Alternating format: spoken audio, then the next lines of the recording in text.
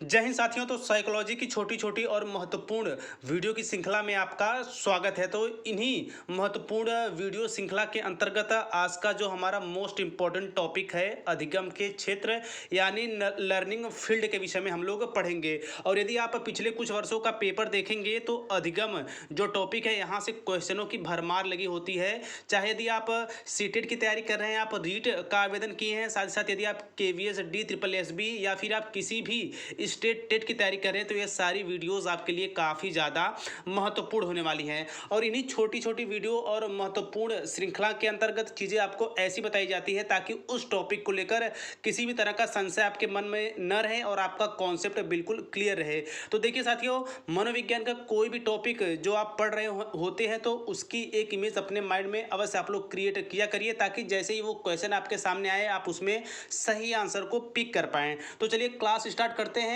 और यह क्लास देखने के बाद लगभग अधिगम का क्षेत्र जो टॉपिक है उसे लेकर किसी भी तरह का संशय आपके मन में नहीं रहेगा। और साथ साथ वीडियो के अंत में मैं क्वेश्चन के माध्यम से आपके सारे डाउट भी क्लियर कर दूंगा।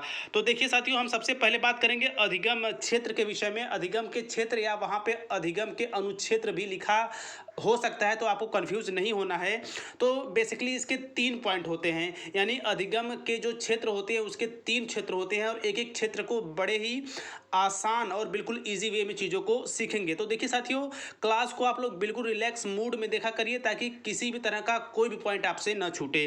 तो देखिए सबसे पहला जो क्षेत्र आता है वो आता है संज्ञानात्मक क्षेत्र का, यानी अधिगम क्षेत्र के अंतर्गत जो पहला बिंदु या पहला प्रकार आता है वो होता है संज्ञानात्मक क्षेत्र, कॉग्निटिव। तो देखिए इसके अंतर्गत क्या क्या होते हैं। तो देखिए इसमें बौद्धिक व्यवहार जैसे सूचना, जैसे यहाँ पे हो गया सूचना, कल्पना, कल्पना करना, तर्क, अनुमान करना, विश्लेषण संश्लेषण करना, वर्णन, व्याख्या, स्मरण करना, सामान्यीकरण, सरलीकरण, संक्षिप्तीकरण, नियमीकरण, उदाहरण देना, विस्तारीकरण, निष्कर्ष, आलोचना, समालोचना करना एवं ये जो सभी क्रियाएं हैं वो संज्ञानात्मक क्षेत्र के अंतर्गत आती है। यानी कि एक बार फिर से मैं रिपीट करता हूं, यही वो कोड वर्ड हैं जो आपको याद रखने हैं। आप चाहें तो इसका स्क्रीनशॉट भी ले सकते हैं। तो देखिए साथियों, सबसे पहले मैं यहाँ पे बात कर रहा हूँ संज्ञानात्मक क्षेत्र की। तो संज्ञानात्मक क्षेत्र के अंतर्गत आते हैं सूचना, कल्पना करना, तर्क, अनुमान करना, विश्लेषण व संश्लेषण करना, वर्णन, व्याख्या करना, स्मरण, सामान्यीकरण, सरलीकरण करना, संक्षिप्तीकरण, नियमीकरण, उदाहरण देना, विस्तारीकरण, निष्कर्ष, आलोचना, समालोचना करना। ये सभी क्रियाएं अधिगम के संज्ञानात्मक क्षेत्र के अंतर्गत आती हैं। तो विशेषतः देखिए जो भी चीज़ आपके संज्ञान में रहती हैं वो अधिगम क्षेत्र का पहला प्रकार होता है, यानी उसका जो अनुक्षेत्र होता है वो पहला होता है। और इसी के अंतर्गत जो दूसरा प्रकार है साथियों वो है क्रियात्मक क्षेत्र, यानी कि इंद्रियों की भूमिका होती है। आपकी जो इंद्रियां हैं उसके माध्यम से आप जो भी क्रियाकलाप करेंगे वो आपके क्रियात्मक क्षेत्र के अंतर्गत आती है। और साथ ही साथ कह दूं शिक्षक साथियों, जैसे जो पहला प्रकार बताया गया था तो देखिए इसमें पूछा जा सकता है कि एक बच्चा है जो अपनी कल्पना को बड़े ही अच्छे ढंग से व्यक्त करता है, या आपसे ये भी पूछा जा सकता है कि एक बच्चा है जो कि चीज़ों का विश्लेषण और संश्लेषण करता है, तो यह अधिगम के किस क्षेत्र से संबंधित है। तो आपको ये जो यानी कि ये जो टैग वर्ड्स हैं यही अपने माइंडसेट में रखना है कि ऐसी चीज़ें जो हमारे संज्ञान से संबंधित हैं वो संज्ञानात्मक क्षेत्र के अंतर्गत आती हैं। दूसरा है क्रियात्मक क्षेत्र। इसका जो बेसिक सा अर्थ होता है इंद्रियों की भूमिका होती है, यानी कि इंद्रिय के माध्यम से अपने आप बॉडी के माध्यम से जो चीज़ें करते हैं वो क्रियात्मक क्षेत्र के अंतर्गत आती हैं। जैसे चलना, दौड़ना, पढ़ना, पकड़ना, फेंकना, नाचना, गाना, खाना पीना, सुनना, स्पर्श करना, किसी चीज़ का टेस्ट लेना या फिर उसे चखना, लिखना, पढ़ना आदि क्रियाएं अधिगम के क्रियात्मक क्षेत्र के अंतर्गत आती हैं। यानी जो दूसरा प्रकार क्रियात्मक क्षेत्र है, यहाँ से आप जो अपने इंद्रियों के माध्यम से जो चीज़ें करेंगे वह क्रियात्मक क्षेत्र के अंतर्गत आएगा। यहाँ से क्वेश्चन कैसे पूछता है साथियों, तो देखिए यहाँ पे पूछ सकता है कि लिखना पढ़ना संबंधित है क्रियात्मक क्षेत्र से, भावात्मक क्षेत्र से, या फिर क्रियात्मक भावात्मक दोनों क्षेत्र से, या उसमें ऑप्शन रहेगा ये सभी। तो आप ये बिल्कुल अपने माइंड में सेफ रखिएगा।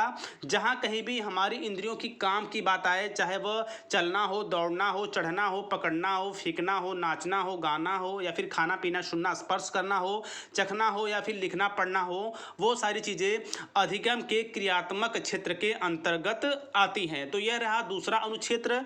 और तीसरे की तरफ चलते हैं। तो देखिए भावात्मक क्षेत्र, तो ऐसी चीजें जो हमारी भाव से जुड़ी रहती हैं उसे हम भावात्मक क्षेत्र के अधिगम के भावात्मक क्षेत्र के अंतर्गत रखते हैं या अधिगम के भावात्मक अनुक्षेत्र के अंतर्गत रखते हैं। तो देखिए भावात्मक क्षेत्र अफेक्टिव, इसके अंतर्गत क्या होता है, भाव यानी हमारे जो भाव हैं वह भावनाओं से, चाहे दुखी सुखी यानी कि दुखी महसूस करना, सुखी महसूस करना, क्रोध, हर्ष, भय, उदासीन, पसंद नापसंद बताना, रुचि, दृष्टिकोण व मान्यताओं को व्यक्त करना, त्याग व बलिदान की भावना, प्रेम घृणा भाव की अनुभूति, संवेग को व्यक्त करना आदि क्रियाएं। देखिए संवेगों का व्यक्त करना साथियों, यहाँ पे इसका अर्थ है जो हमारे संवेग होते हैं, चाहे वह भूख हो, प्यास हो, मलमूत्र त्याग हो, नींद हो या हमारा काम हो, ये जो सारी चीज़ें ये भी भावात्मक क्षेत्र के अंतर्गत आती है। यानी कि जो हमारे भाव हैं, सीधे सीधे यहाँ पे आप समझ सकते हैं, जो हमारे भाव हैं चाहे वह हमारी क्रोध से संबंधित हो, हमारी खुशी से संबंधित हो, हमारी रुचि से संबंधित हो, हमारे पसंद नापसंद से संबंधित हो, हमारे दृष्टिकोण, हमारे नज़रिए से, हम त्याग और बलिदान की जो भावना होती है, प्रेम घृणा भाव की जो अनुभूति होती है, संवेगों को जो व्यक्त करना होता है, ये जो क्रियाएं होती हैं वह अधिगम अनुक्षेत्र के भावात्मक क्षेत्र के अंतर्गत आती हैं। तो देखिए साथियों, पहला जो प्रकार होता है संज्ञानात्मक, उसके अंदर जो संज्ञान की चीज़ें होती हैं वो आती हैं। दूसरा होता है क्रियात्मक, उसमें हम जो इंद्रियों के माध्यम से, अपने शरीर के माध्यम से जो क्रियाएं करते हैं वो क्रियात्मक के अंतर्गत आती है।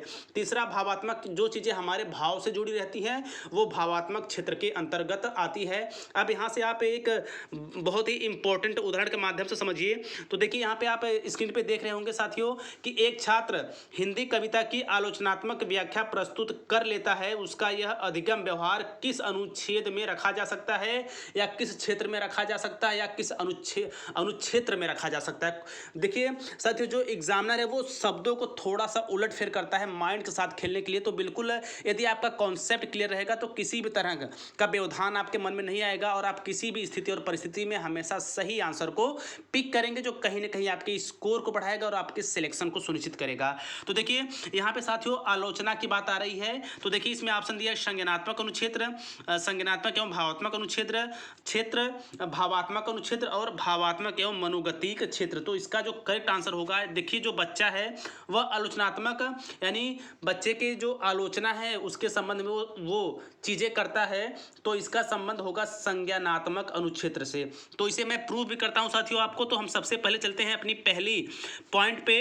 तो देखिए जब भी यहाँ पे संज्ञानात्मक क्षेत्र में जाएंगे तो यहाँ पे आप देख सकते हैं आलोचना, यानी साथियों की जो आलोचना है वह किससे संबंधित है, वह हमारे संज्ञान से संबंधित है। तो जहाँ कहीं भी आलोचना की बात आएगी, जहाँ कहीं भी विश्लेषण संश्लेषण की बात आएगी, जहाँ कहीं भी कल्पना और तर्क की बात आएगी, वहाँ पे हम क्या करेंगे, संज्ञानात्मक क्षेत्र वहाँ पे टिक करेंगे। ऐसी चीज़ें जो हमारे संज्ञान से जुड़ी हैं, हमारे कॉग्निटिव से जुड़ी हैं, वहाँ पे संज्ञानात्मक क्षेत्र होगा। ऐसी चीज़ें जो हम अपने बॉडी के माध्यम से, अपने शरीर के माध्यम से करते हैं, चाहे वो पढ़ना लिखना हो, चाहे चढ़ना हो, खेलना हो, वो क्रियात्मक अनुक्षेत्र के अंतर्गत आती हैं। और जो हमारे भाव से संबंधित रहती हैं, हमारा क्रोध, भय, डर, वो सब हमारे किससे संबंधित होंगी, तो वो होंगी भावात्मक क्षेत्र से। तो आई थिंक अधिगम का क्षेत्र या लर्निंग फील्ड का जो 3 पॉइंट है, बेसिकली क्वेश्चन यहीं से पूछा जाता है। यदि आपने पिछले कुछ वर्षों का पेपर देखेंगे तो अधिगम टॉपिक इतना महत्वपूर्ण होता है कि यहाँ से क्वेश्चन आना लगभग फिक्स होता है। तो आई थिंक